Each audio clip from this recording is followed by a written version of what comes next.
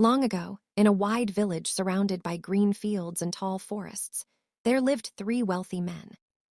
Oba, who owned endless herds of cattle. Dela, who filled his barns with yams, millet, and grain. Kojo, whose house shone with gold, cloth, and treasures from distant lands. The rest of the villagers were poor.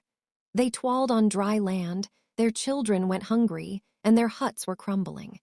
Yet every day they passed the wealthy men's compounds and saw smoke from their kitchens, laughter from their feasts, and guards at their gates.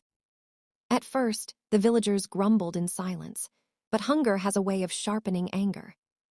One night, as the moon hid behind clouds, the elders and the young gathered under the great baobab tree.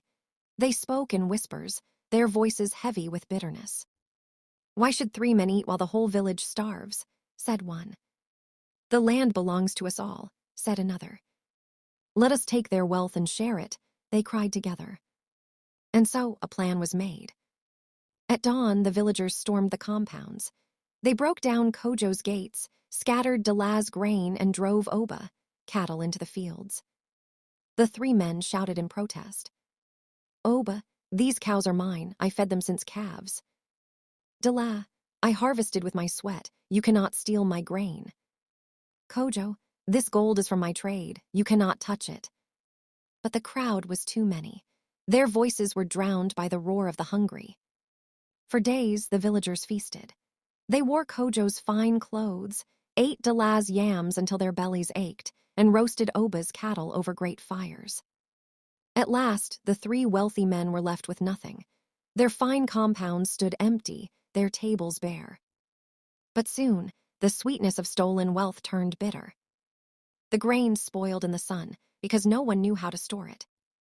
The cattle wandered into the forest and were eaten by lions. The gold was traded foolishly for cheap trinkets and wine. The village, once full of joy, became poorer than before. Hunger returned, this time heavier. Meanwhile, Oba, Dela, and Kojo did not sit idle. Though stripped of riches, they still had knowledge, discipline, and skill. Oba went to the forest and tamed new calves from wild cattle. Dela gathered a few strong men and taught them how to farm wisely. Kojo, clever in trade, began with a single cloth and returned with baskets of salt and beads. Bit by bit, their wealth returned. Slowly, their compounds filled once more, cattle in the kraal, grain in the barns, gold in the chests. The villagers watched in shame and disbelief. One evening, when the sun was setting and the sky burned red, the three wealthy men stood before the people. Oba spoke first. "You took our cattle, but not the hands that raised them." Dela added, "You scattered my grain, but not the knowledge of the soil." And Kojo said, "You seized my gold, but not the wisdom to trade." The crowd fell silent. Hunger had humbled them. The elders came forward, bowed their heads, and asked for forgiveness. The three men, though still wounded in pride, agreed to teach the people instead of hoarding. They showed them how to herd, how to farm, how to trade. Slowly, the whole village rose together. And from that day, everyone remembered the truth. Backhand index pointing right: wealth taken by force will scatter like ashes in the wind, but wealth built with wisdom will always return.